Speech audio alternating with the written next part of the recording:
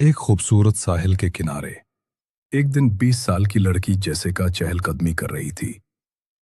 अचानक उसने एक जख्मी बिल्ली डॉल्फिन को रेत पर तड़पते देखा। जेसिका घबरा कर आगे बढ़ी।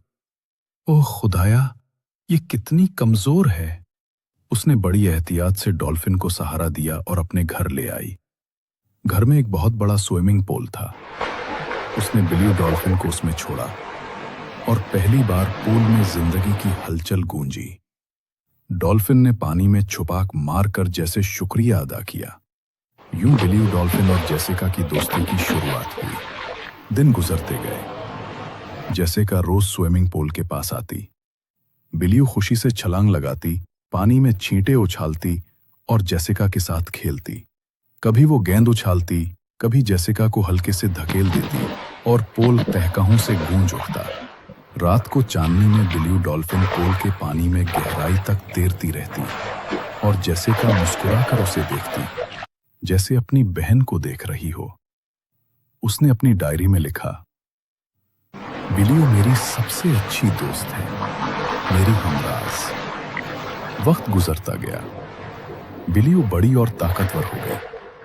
अब जब वो पूल में तैरती तो पानी का शोर ज्यादा सुनाई देता। कभी कभी वो अचानक गायब हो जाती और लम्हा भर में सामने आ जाती।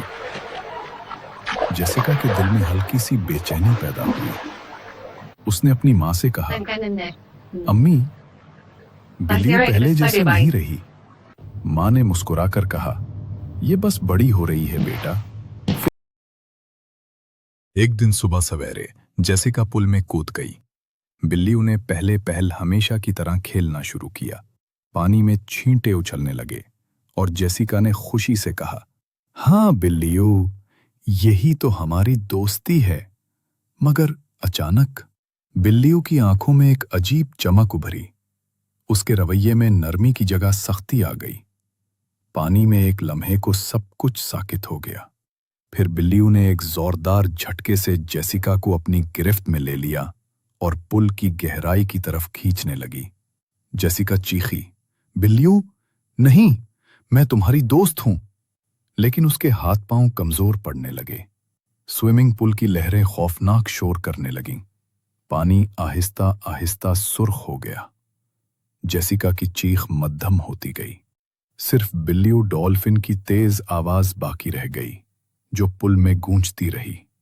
और फिर सब कुछ खामोश हो गया। पुल की गहराई में सिर्फ जेसिका का मध्यम अक्स तैरता दिखाई देता था। बिल्ली तन्हा पानी में चक्कर काट रही थी, जैसे कुछ हुआ ही ना हो। यूं एक कहानी जो दोस्ती से शुरू हुई थी, अंजाम पर जा पहुंची।